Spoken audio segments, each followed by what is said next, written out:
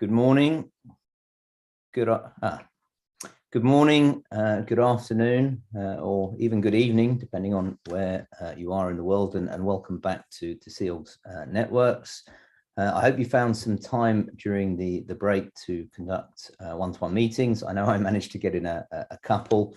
I believe the presentations from this morning's programming block are already uploaded, and so if you go into the sessions and you missed any of them, you should be able to rewatch them at any point during today and over the next month. And I hope you all found time for coffee or to grab a quick lunch. The next programming block is starting to focus in on investing and doing business in Suriname, and more of the practicalities around that. So I'm very happy to introduce our next speaker, who'll be presenting on building trust through investment, protection and fiscal stabilization. Roy Shyamnarine, tax lawyer and managing director of Shyamnarine Associates. To give you a bit of background on Roy, he's the managing director of Shyamnarine Associates. He's engaged in the provision of tax, legal and accounting services to foreign and local companies working in the oil and gas, mining, aviation, shipping, banking and insurance sectors in Suriname. Roy is a graduate of Leiden University in the Netherlands with a bachelor degree in Dutch law and a master's in tax law. He's additionally completed a 3-year postgraduate training as Inspector of Corporate Tax in the Netherlands. He has experience as an Inspector of Corporate Tax and also gained great experience in tax policy, tax legislation, international tax affairs and treaty of negotiations at the Ministry of Finance in the Netherlands. In Suriname, Roy, among others, has worked as an external advisor to the Ministry of Finance on tax matters and was further involved in negotiations for several large investments in Suriname, oil and gas and mining sectors. So let me pass you over to Roy now for the next presentation.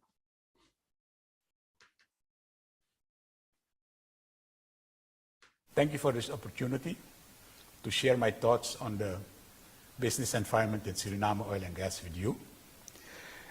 As it is generally known, the Suriname offshore area holds a world-class petroleum system in which at least 30 billion barrels of oil is waiting to be unlocked. Other speakers will probably elaborate further on this, but it is clear unlocking this potential would be transformational for the Suriname society and the people of Suriname. Therefore, it is quite understandable that the government of Suriname is very eager to monetize this asset as soon as possible. As the country lacks the capital and the resources to do it by itself, it needs to attract IUCs to support it in achieving this goal. In view of this, it is critical to have a legal framework in place which is attractive enough to IUCs to make them invest in Suriname. Suriname has an attractive legal framework, and in this regard, it is worth noting that Parliament has recently enacted 3 new laws which include provisions to clarify and strengthen the tax positions of contractors and subcontractors.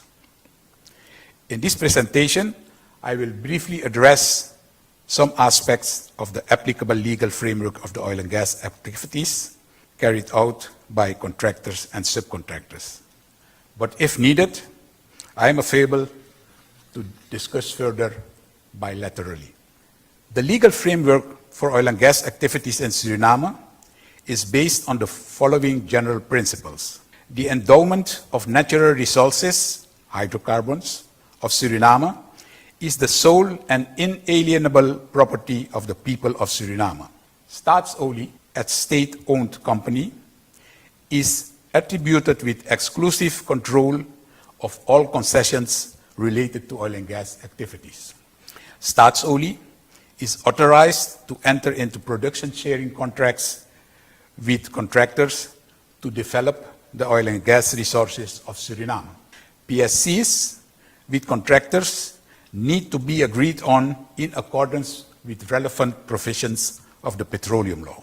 The regarding legal framework is provided for in the petroleum law, State Decree SB 2005 number 52, State Decree SB 2018 number 52, and the mining decree.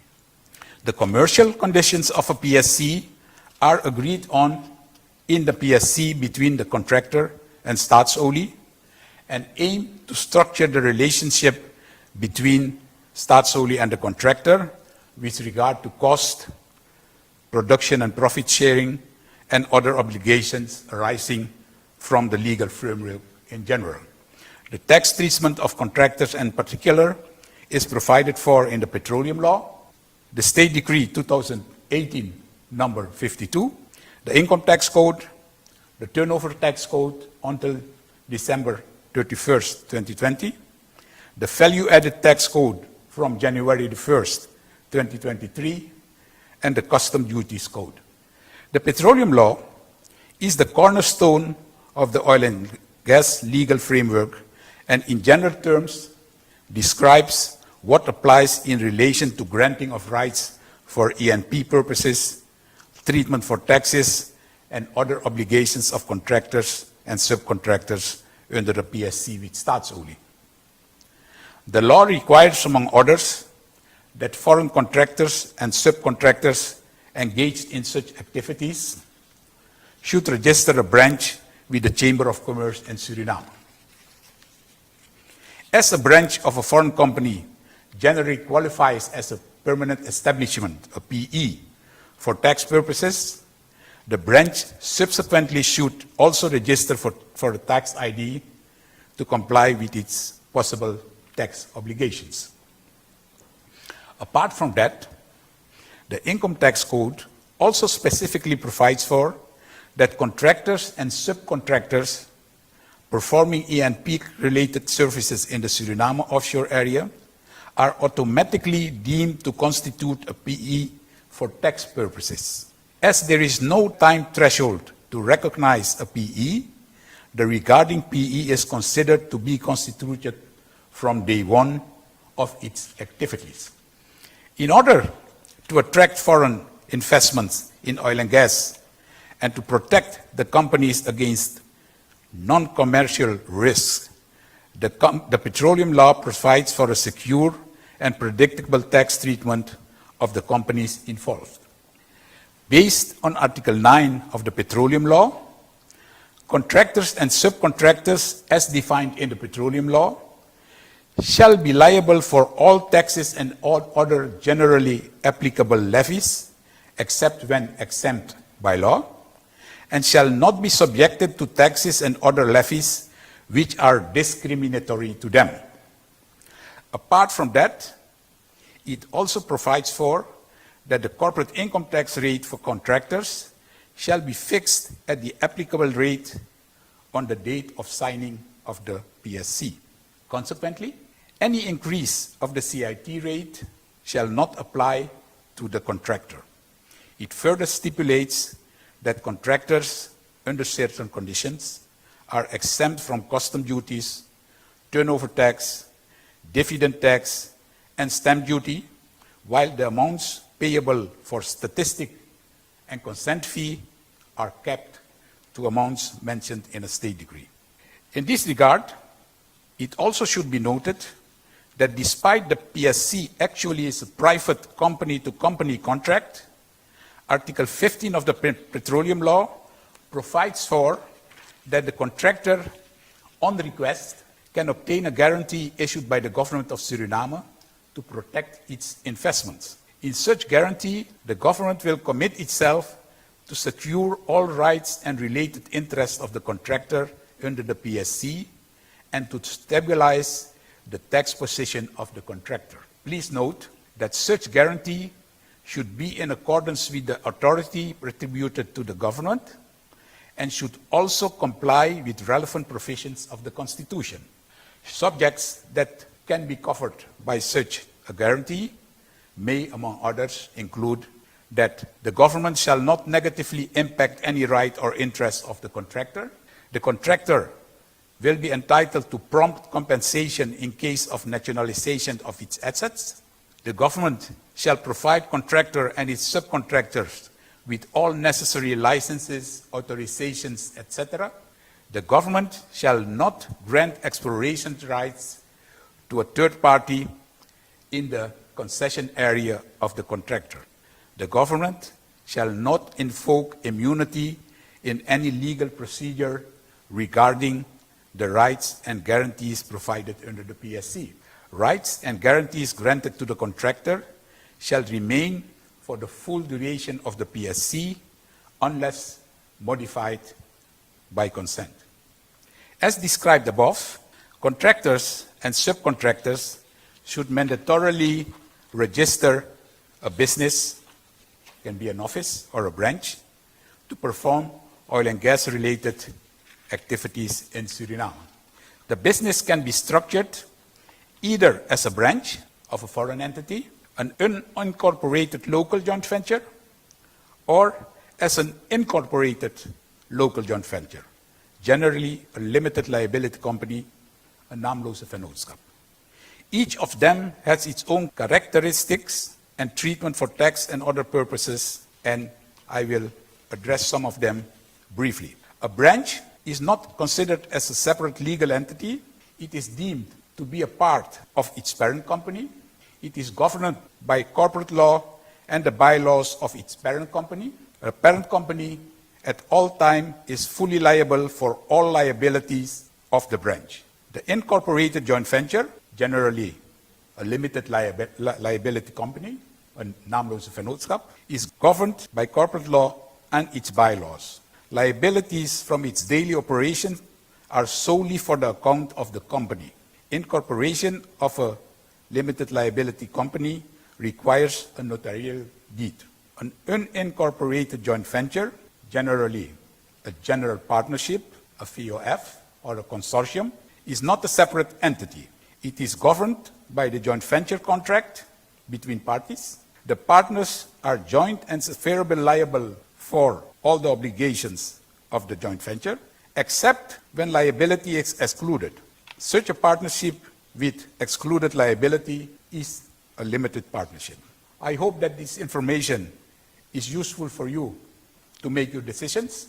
If you have questions, I am available to answer those either now or at a later stage. Thank you for your attention.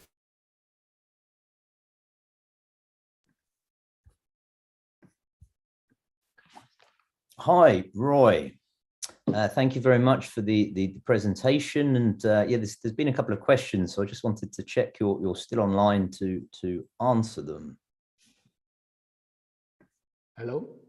Hi, Roy. Perfect. Can you hear me? Yes. Yes, I can. Thank you very much for the presentation. And you know, I think my first impression was that, you know, everything sounds very positive, although a little complicated. But then I think, you know, that's why you need a good tax lawyer.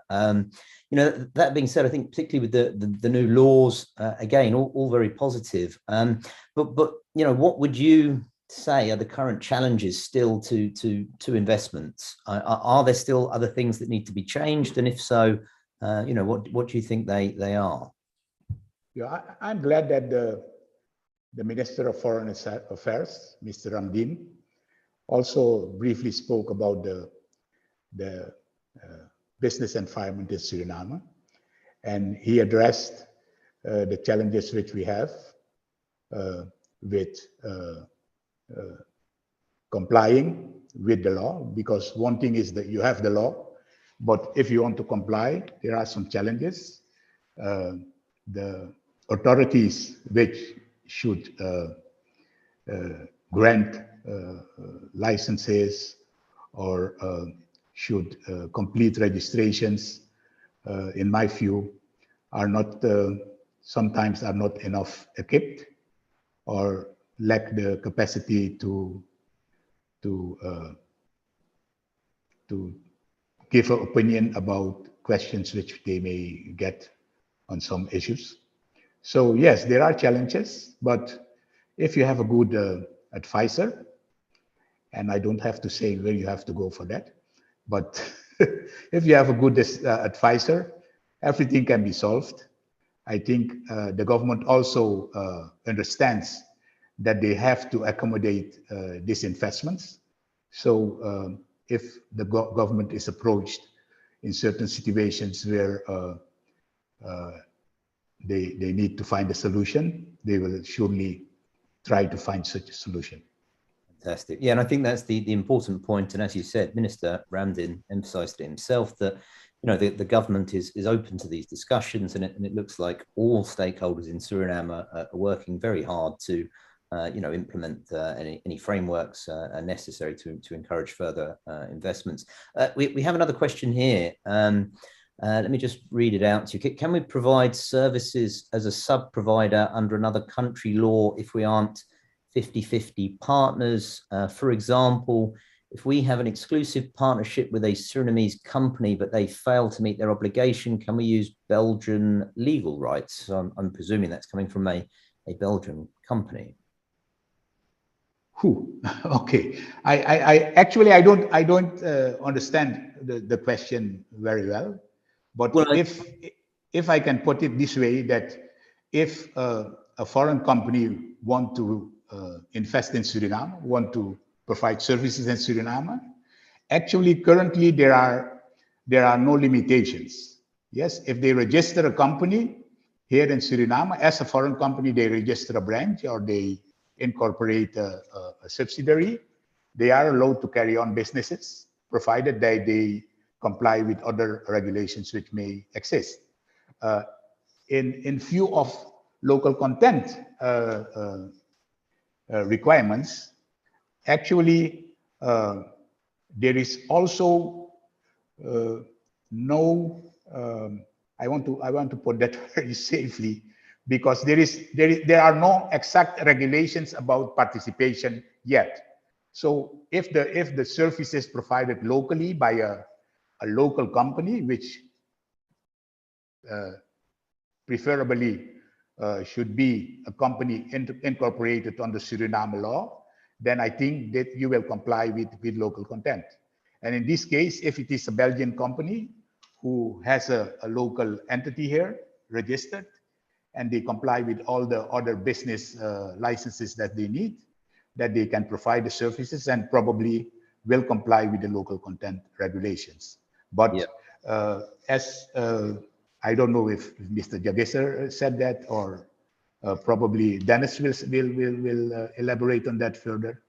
It can be that in the future there will be some requirements about participation percentage, and I'm confident that will not be as strict as that is in Guyana, but we will have probably some requirements on that. But let me leave that for Dennis. No, thank you. I think that's, yeah, I think you've really hit the important point there. You know, from what I understand and from what you've said and my knowledge of the market, you know, at the moment Suriname is very much open for business. Internationals can come and set up businesses.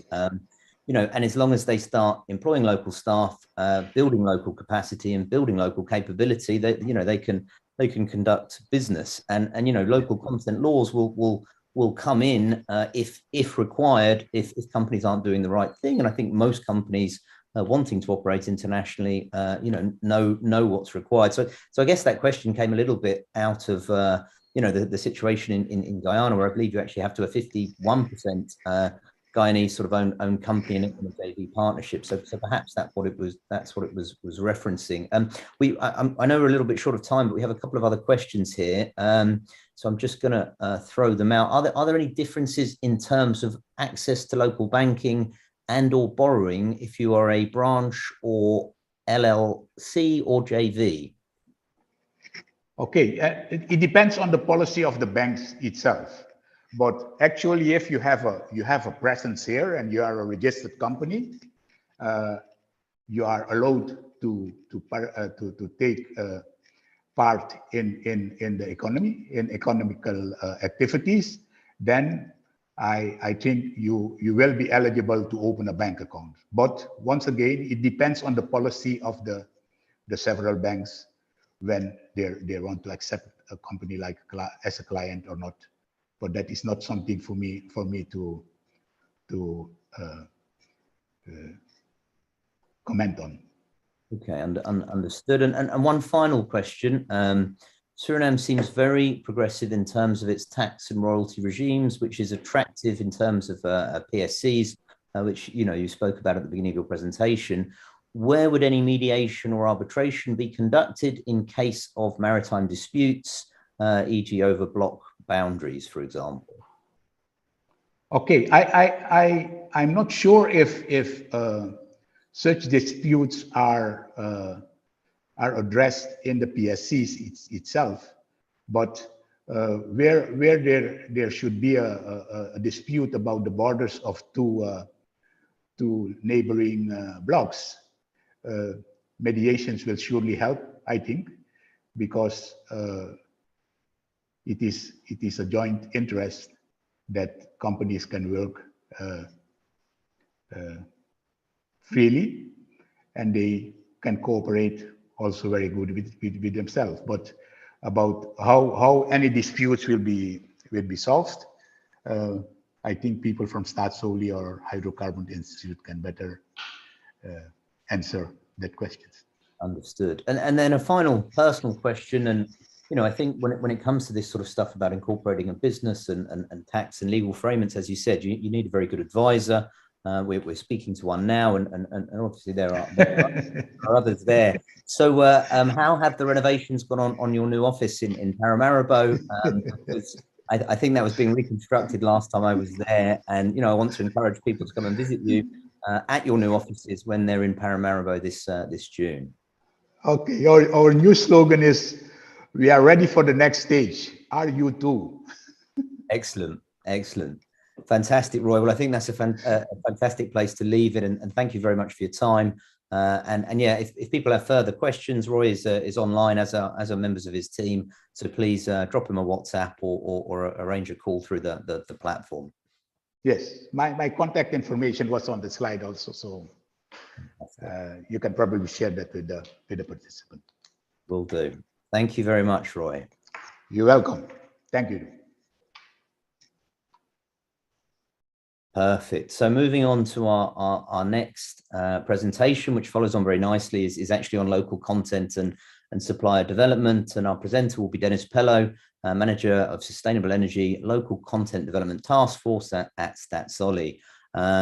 Dennis has a background in chemistry, 32 years of experience in a wide variety of roles. First 10 years worked at Shell's Research Centre in Amsterdam. Since 2001 with Staatsolie in Suriname, started as a process engineer, involved from the start of the refinery expansion project.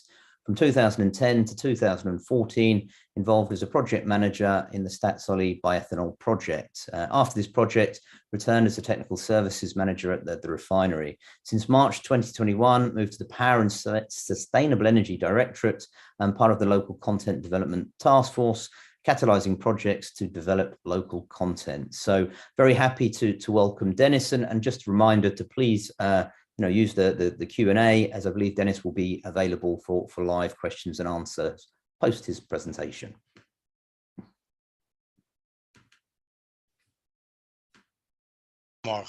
Good morning. Thank you for joining this presentation.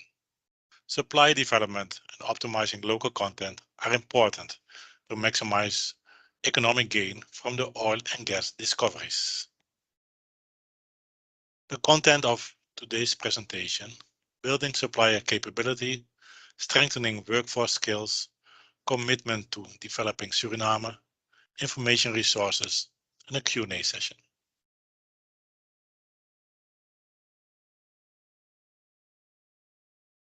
Direct services, goods, and manpower for the oil and gas industry will be in huge demand, but equally important are the indirect services and spin-off activities.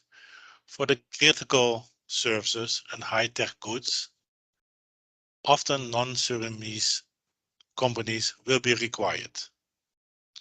But we have in Suriname also well-established local companies who are ready to go.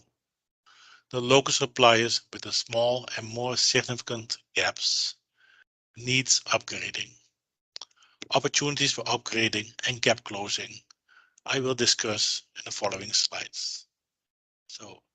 entails manpower training, upgrading of HSC quality finance procurement systems, and guidance on required certifications.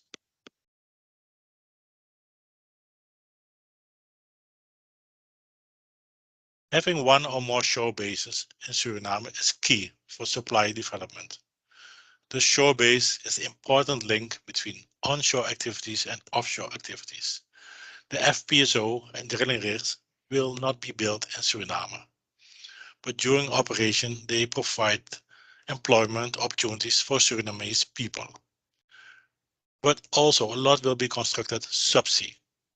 Installation of a lot of piping and other subsea systems are required, and many goods and services for these activities are coming from shore bases. This actual shore base in Suriname is being used by Total Energies and Shell for offshore drilling. You can see the piping here. Also, they have access, the availability of a cement mud plant. So this is an example of a shore base well functioning in Suriname and very beneficial for local content. Companies should also understand what are the top supply chain categories for developing opportunities. First of all, like I said, is shore base or logistics, shipping, receiving and warehousing, industrial waste management, employment and workforce, safety and security activities, utilities and fuel, fabricated metallic products and parts, and maintenance and repairs. Also very important, lodging, hotels, and apartments, also the restaurants required for all the expats that will work for the offshore industry, legal and financial services, food and beverages, tourism, medical facilities, training facilities, professional and consulting activities. What are the key qualification criteria for the oil and gas industry? To be able to provide goods and services for the oil and gas industries, suppliers must meet the following key qualification criteria.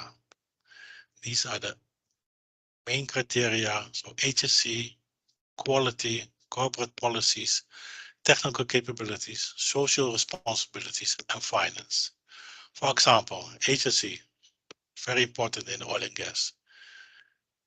Companies should have a safety organization, HSC standards, written policies and procedures, monitoring and assurance. For example, corporate policies. Companies should understand how procurement works. They should have a procurement system in place. Ethics, very important, anti-corruption and anti-bribery, conflict of interest, antitrust, cybersecurity. Technical capability is, of course, the companies should have proper equipment and materials, professional services, good ICT infrastructure, skilled labor, training, certifications, partnerships, and GVs are a way to upgrade your technical capabilities. I will explain later a bit on that also. Also, finance is important. Local companies should have their accounting and reporting systems in place to be able to show financial statements.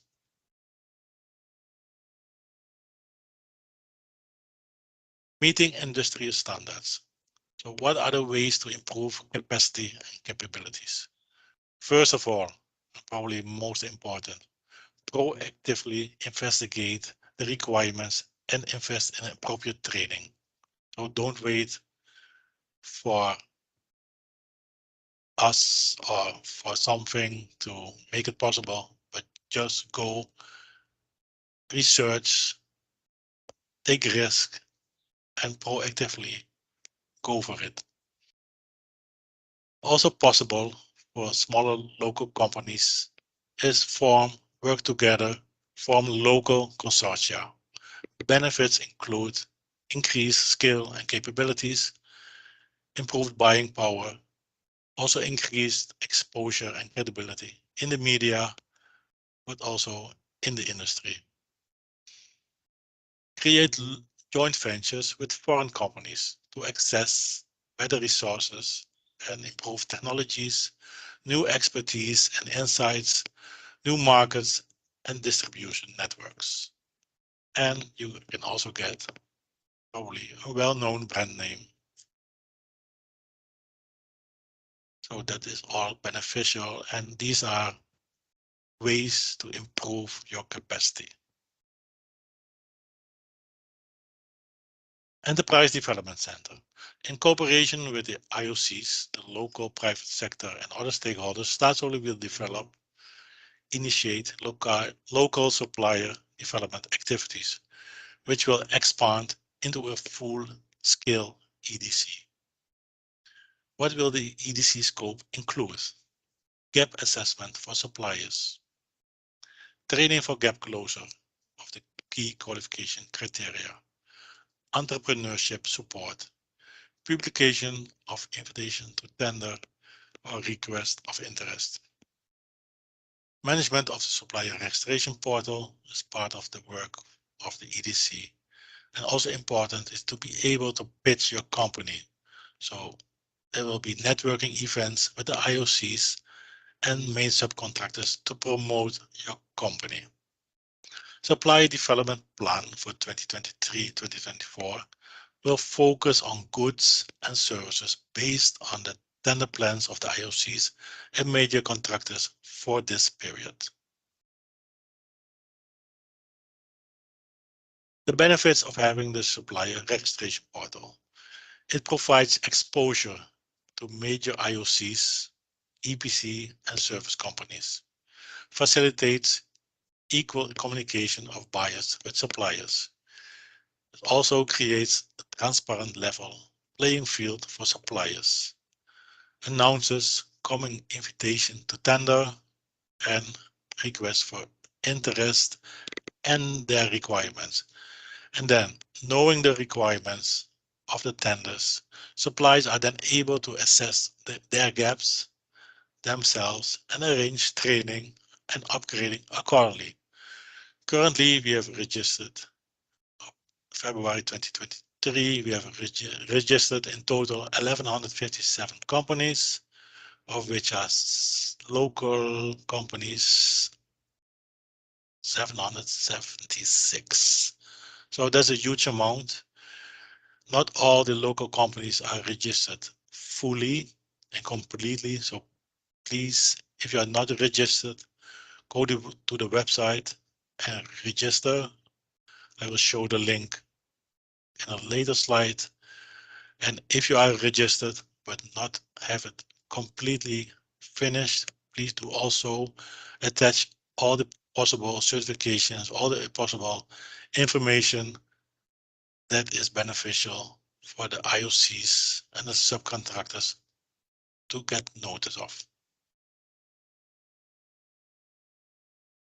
Very important for this supply portal to work, that it is expected from the IOCs and the main subcontractors that they do publish all ITTs and RFIs on the supplier portal.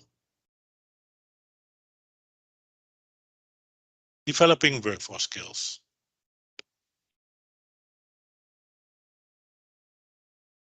Catalyzed by Staatsoli, the Gaston Group will invest in an offshore training academy for the T-Boss certification in combination with other safety and training certifications. The construction will start soon, in February this month, in February this year, planned to be operational in the second quarter this year. So the benefit of having this training academy in Suriname is there will be no requirement to go abroad for the T-Boss certifications, and we will have locals as much as possible operating the training academy. This is the location situated on the other side of the road of the refinery. So we lease this facility to the Captain Training Academy. They will have also the firefighting training ground available for clients to get trained on firefighting.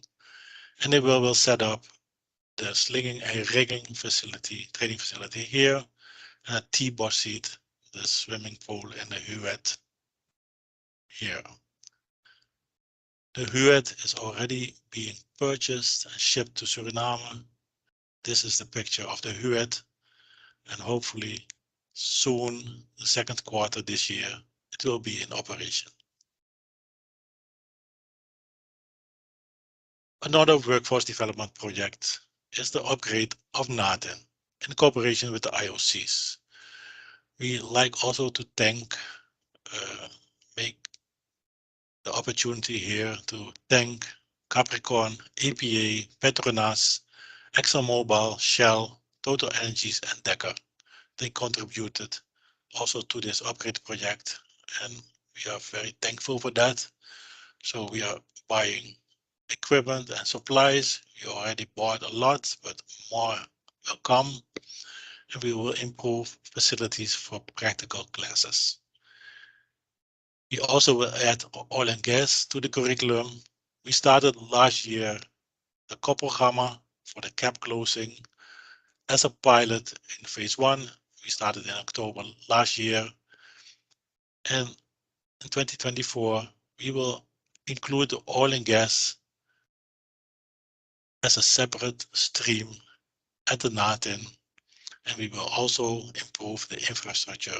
As most of you will know, the NATEN really needs the infrastructure to be improved. And a lot of money is required for that.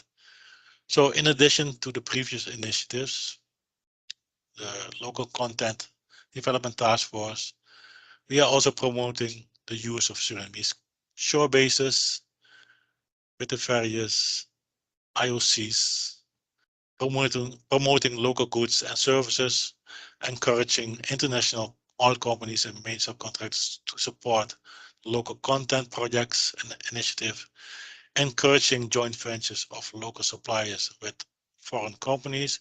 We already have a few successful joint ventures that were more or less, let's say, initiated by us. We are organizing supply development webinars, advertising the use of the supplier registration portal, and promoting and supporting employment of our Surinamese nationals.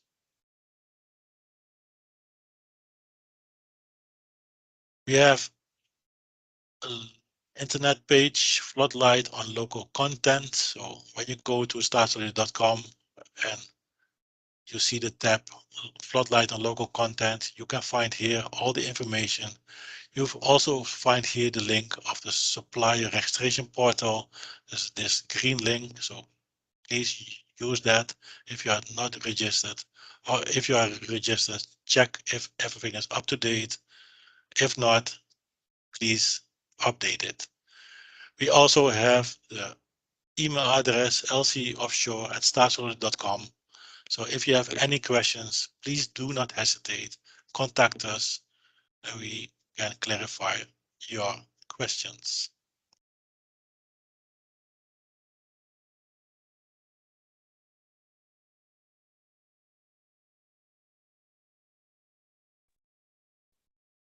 Apologies, I was on mute. Fantastic, and thank you very much, Dennis. So that was a really thorough presentation, and actually there are a number of questions coming in, and a number of questions I had myself. Although, you know, as the presentation went on, you answered most of them. So again, thank you for a very thorough presentation. And that being said, there were one or two things I wanted to pick up on. You know, you put up a slide that took people through the key qualification criteria for the oil and gas industry. And my question was, and I think, again, you might have already answered this, but where do they go and find out more about those qualifications, and more importantly, how do they get them? Can they actually do that through the supplier, the StatSolid supplier database? Yeah, of course, we can put up this presentation and also share that in the supplier registration portal. But in general, these are the requirements we also got from, also via one of the IOCs, and also via another company. So these are general, let's say, the most key requirements that especially the local companies should adhere to let's say get onboarded with the IOCs and the main subcontractors. So that goes back to the point you made about, these are the key qualifications, and companies need to be proactive in finding out where they get them, how they get them. And if they've got any questions, I mean, you put up on the last slide, they can always email StatSolly for that. Yeah, for sure. Yeah. Yes. And of course, I was also elaborating on the Enterprise Development Center. So also companies who are in need of some assistance, we will assist them with that process to get into shape and get more of these requirements completed as they should for your company. Fantastic. And the Enterprise Development Center, this is the project that you said will it be open by the second quarter? No. That was the T-Bosit. It was the offshore training academy that we initiated and is now being constructed by the Kersten Group. Fantastic. Yeah. In fact, I met the Kersten Group last week in Port of Spain. Yeah. And so that's under construction already. That. Yeah, they just started yesterday. I was there, and fantastic. Yeah. And that's a kind of global. It's Optio certified kind of training. Optio certified. Yes. Okay, yeah. Fantastic. And sorry, when did you expect it to be open? The training academy is expected to be open in the second quarter this year. Okay, fantastic. Probably the end of second quarter, yes. So it might be possible, again, I'll ask the question to Kersten Group, but it might be possible to arrange a site visit to their facility in June of this year. Yeah, that's an opportunity we can discuss with Kersten. Fantastic.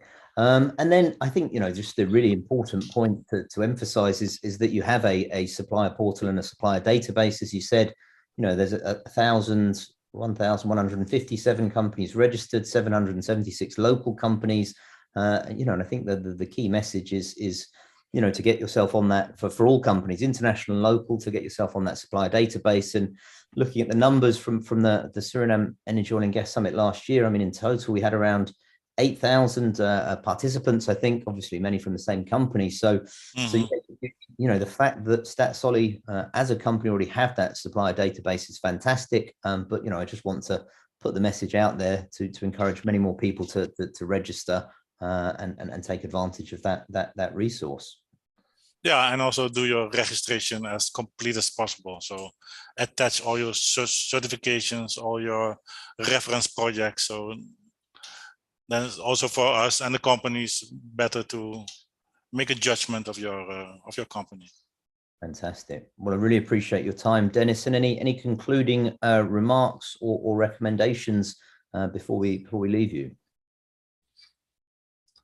No, I think So trust in our own abilities. I think for StatSolly, for Suriname, it's very important. I have a long history with the refinery, where we also started with a lot of expats, and now I think it's more complete than an FPSO. And now we run the refinery actually almost without expats, so we can do it, and we will do it, and we can make it happen. Fantastic. Thank you very much. I believe we're out of time, but we really appreciate the presentation, and please, people, do follow up directly with StatSolly for further questions. Yeah. Thanks, Dennis. Okay. Welcome. Bye-bye.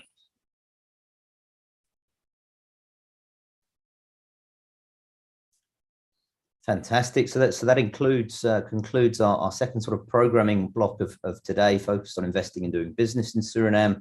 We have a couple of hours of structured, or an hour of structured business matching meetings, so please take advantage of that.